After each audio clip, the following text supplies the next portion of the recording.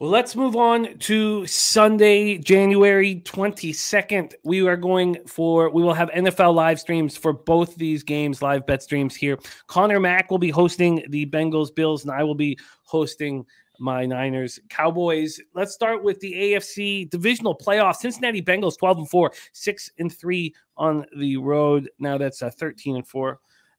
Still 6-3 on the road. Bills 14-3 after that win, and they're now 8-1 at home. We're at Highmark Stadium in Orchard Park, New York. 32 Fahrenheit. Chance of snow showers, 14 miles per hour. Let's take a look at the line history here. This opened up with the Bills at -4. That +4 for the Bengals was juiced at the opening line. Now we're at 5. So it's been a 1-point move towards the Buffalo Bills from 4 to 5. From a totals perspective, it opened up at 50 and has dropped. It's dropped down to 48.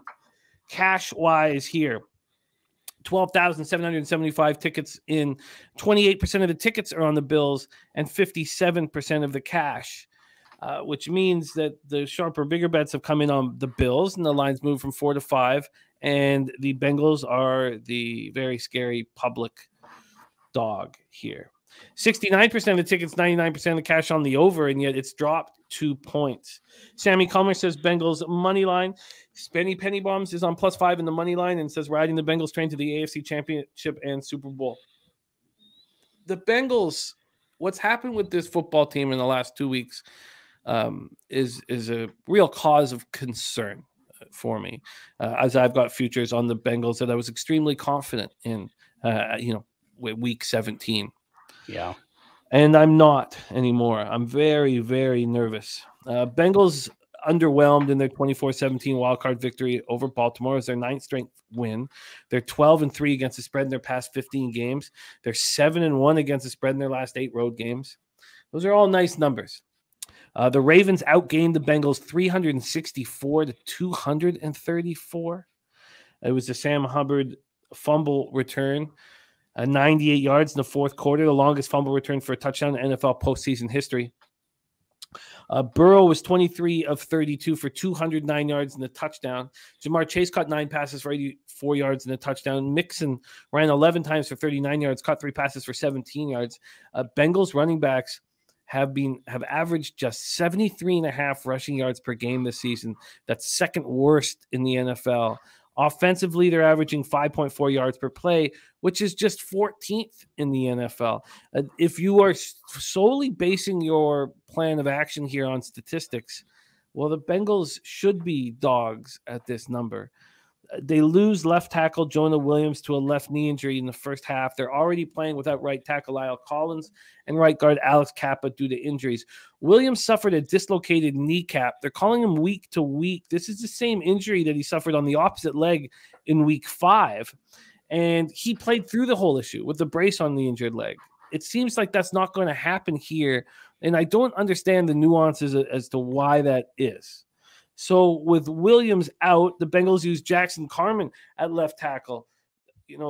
Second round pick in 2021 draft. He's been bad this year and last year. He's just been bad. He had every opportunity to win the starting job. He lost it in the summer to Cordell Volson.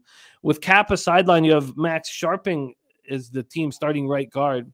Then you have Akeem Adeniji starting in place of Lyle Collins, a right tackle. All of a sudden, something that had become such a strength, we're right back to being a serious issue for the Bengals. Defensively, they're allowing opponents to gain an average of 5.4 yards per play. That's 17th in the NFL. The Bengals defense has allowed a third down conversion rate of 41.6% in the second half of the season. That's 5th worst in the NFL. A third down conversion rate in the fourth quarter in the last 4 weeks of the regular season, they were allowing a third down conversion rate in the fourth quarter of 61.5%. That's the worst in the NFL. The defense had 2 sacks and 5 quarterback hits and held the Ravens to 1 of 4 in the red zone. But I'm concerned. None of those stats. I was not put. The only stat you could talk about is, look, they're covering on the road. Look, they covered 12 of their last 15. Other than that, all of the stats I was pulling out today made me more concerned about the Bengals. But the Bills I mean, look, they come off a much tighter than expected 34-31 win at home over the Dolphins, and their third-string quarterback, Skylar Thompson. They've won 8 straight. Josh Allen was 23 of 39 for 352 yards, 3 touchdowns, 2 interceptions. He also ran 4 times for 20 yards and lost a fumble. He is not playing clean football out there. The Bills committed 6 turnovers in the red zone this season. That's the most in the NFL. The offensive line did not protect Allen. He was sacked 7 times. Now, they did outgain the Dolphins 423 to 231. Yeah. And, you know, that the points that were scored were basically the Dolphins taking advantage of mistakes and some good special teams play.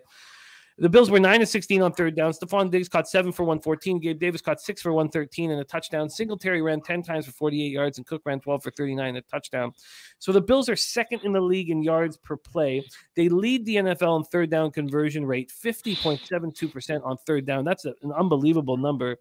They had a third down conversion rate of 66.7% in the fourth quarter, the last 4 weeks of the regular season. That's the best in the NFL. Now, the defense did look vulnerable at times against the third-string quarterback, but they did rank 6th in total defense this year, allowing 319.1 yards allowed per game. The 7th-ranked defense in terms of third down efficiency, allowing 37.5 conversion rate, 37.5%. Matt Milano, all-pro, he looked awesome, man. 2 sacks. The team finished with 4 sacks, 11 quarterback hits, and Marlowe and Elam had interceptions. Take it away here, Andy. Do I have every right to be very concerned after studying this game for a long time today? I think you too. It's kind of like the same case. It's the same case you make for Jacksonville, and I'm kind of going against the chat here. I played some Buffalo, not at this number, but I took it at a lower number. And fuck it, we'll make it official. Like I'll play it at 5. With adjustments, I make this like 6. Just being at home. Against a team that's now going to be down multiple linemen. Like, I don't know how you come back from it. I've dislocated a kneecap. I thought I got shot. My God, these guys are tough. Like, I just laid there and cried for a while after I popped it back in. Like, it's just an awful injury. I'm not sure how you play professional football. I don't think he plays. I think he'd be missing multiple offensive linemen again, which, you know, you can say he played with a bad offensive line. But for the like, there was at least, you know, there was some continuity there. Like those guys, you know, the offensive linemen, for the most part, you got a bunch of games out of all of them. So, and you've heard offensive linemen talk about this. I've heard interviews, and they say like, you know, this wasn't the best group of guys I ever played with, but we played together for the whole season, and that's why we got good. Because it's like getting to know everyone around you and working as a unit together, even if you're not the highest skill position or highest skilled offensive tackle, working with the same guard next to you for 16 games matters. So I think there was some, and not that it worked out great. I mean, he still got sacked more than anybody has ever been sacked in a season, if you count the playoff games. Like Joe Burrow didn't have a great year, but sacks are sometimes a quarterback stat, and he didn't do himself all the favors he could have done. So I do make this a little bit of value at home for Buffalo, even with the lower total. It's crazy. If you'd have said like 5 weeks ago, this total would be 48, I said that's nuts. But I mean, the Bengals offense was truly atrocious. I mean, they had 2 nice drives, and that was kind of it. It was, it was pretty much the entire second half was garbage. Like I talked to Drew about this yesterday after the fumble 6. It was, it was holding your breath time if you had any good numbers on Cincinnati. There are 5 drives after the fumble between the two teams. They combined, it was like 27 plays for 52 yards. The only good drive, I think the only really great drive there was the one that ended in the fumble and the recovery for Tyler Huntley, who played really well. So I'm worried more about Cincinnati against Huntley than I am anything we saw. Like Skylar Thompson didn't have a good day. You know, the scoreboard in both times now that Miami and Buffalo's gotten together this year and the loss has been wild. Like the fact that the result was even close in that game is something wild. Like the Miami drives were what? You had the interception. You had early on, you had a field goal. The second field goal was an 18-yard drive after an interception. You had the third field goal, which was after kind of a bad punt. You had the interception that led to the touchdown. That was an 18-yard drive. So yeah, the longest drive the Miami had in the first half was 38 yards. Like, and they were, they were down 17-20. It probably should have been 17-17. Like, Miami was just, like you said, really taking advantage of the Buffalo Bills miscues. I don't know if they were just not taking this game seriously, looking ahead. But the defense looked a little, like you said, Milano was great, but a lot of the defensive guys looked a little disinterested, which was troubling. I do think they probably got a good yelling at after the damn game. But even in the second half, I mean, the Miami touchdown to take the lead was not that offense. It was a sack fumble touchdown.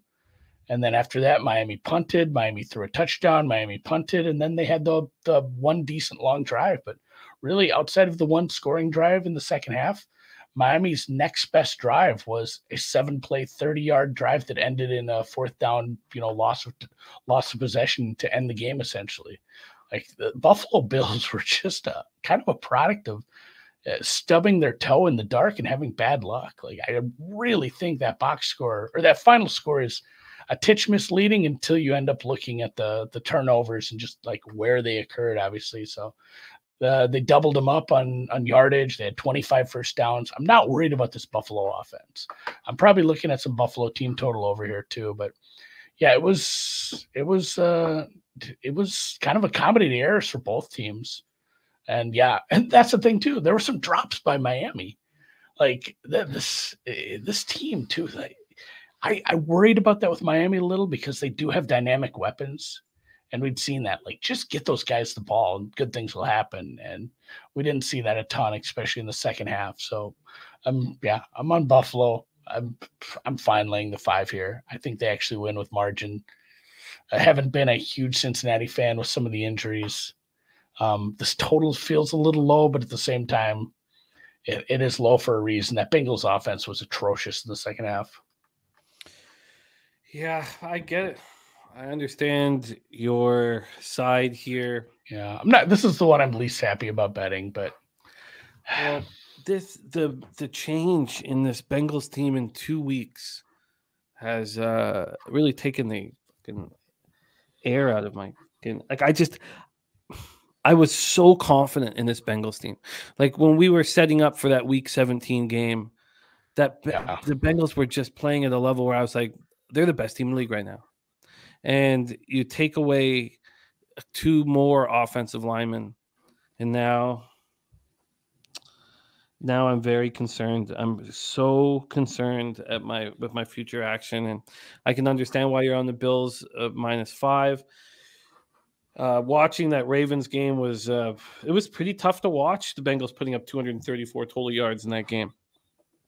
Pretty tough to watch, and here we are now. I'm very, very uncomfortable.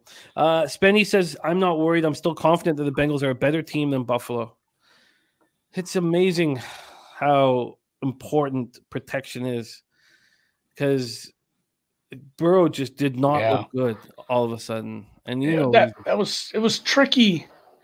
It was tricky for me to truly grade like what those offensive linemen mean. Like, when you do power numbers, like quarterback to quarterback, there's actually like stats you can use and say, like, this guy was 30% worse, EPA per play in the time he backed up and the last spot he played. And you can try to put some numbers to it, but it's so hard to like make an adjustment because at full health, I don't think I'd be betting this. I don't think I would have bet it at the 3.5. I don't think I'd have bet it at the 4. Like, a full health Bengals game. And truly, too, it'll be fun to see the Narrative Nation come out for this one.